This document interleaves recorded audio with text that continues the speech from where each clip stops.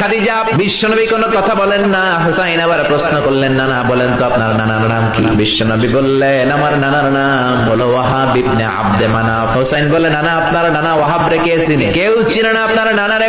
আর আমার নানারে চিনে না এমন কোন মানুষ পৃথিবীতে নাই, ঠিক না? আমার নানার উপরে দুরূদ পড়ে না এমন কোন মানুষ পৃথিবীতে নাই।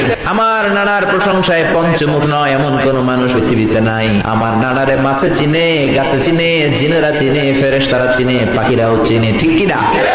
আমার নানা হাউজে কাউসারের মালিক, আমার নানা শাফাতের মালিক। আমার নানা শুধু মানুষের নবী নয়, জিনদের নবী নয়, ফেরেশতাদের নবী নয়, আমার নানা সব নবীর নবী, ঠিক কি না? আমার নানার নাম হলো, পড়েন, মুহাম্মাদুর রাসূলুল্লাহ সাল্লাল্লাহু আলাইহি ওয়াসাল্লাম।